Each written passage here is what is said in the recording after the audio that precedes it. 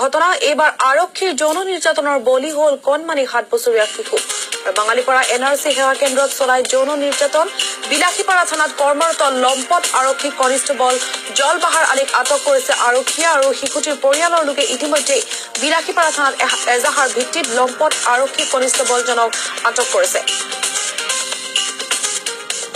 পুনৰবাৰ জনাইছো যে ৰাজ্যত বৃদ্ধি পাইছে যৌন নিৰ্যাতন আৰু ধৰ্ষণৰ দৰে ঘটনা। বিলাসীপাৰাত পুনৰ যৌন নিৰ্যাতনৰ ঘটনা সংঘটিত হয় আৰু এইবাৰ আৰক্ষীৰ যৌন নিৰ্যাতনৰ বলি হল কণমানি 7 বছৰীয়া কন্যা শিশু।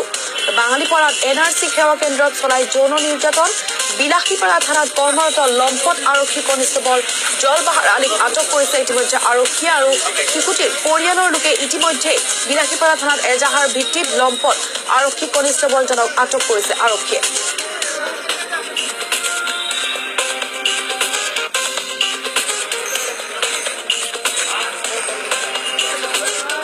গাঁও পঞ্চায়তত যি পঞ্চায়ত ভেৰিফিকেশ্যনৰ কাম চলি আছে তাতে চাকৰি কৰা মানে এজন পুলিচ জলবাৰ আলী তাতে এটা সৰু ছোৱালীক 7 বছৰ বয়স এই ছোৱালীজনক গাড়ীত উঠাই লৈ যাই পিনে ৰেপ কৰে আৰু ৰাতি ছোৱালীজনী তাৰ মা দেউতাক কোৱাৰ পিছত আজি তাই এখেতে যেতিয়া ডিউটিত আহিছে এখেতক সোধৰ বিচৰা কৰাৰ পিছত তাতে এজন মানে চাকৰি কৰা এটা ছোৱালী লেডিজ পুলিচ এখেতে মানে অফিচৰ ফোন কৰোঁতে অফিচে তাক যাই উঠাই লৈ আহে।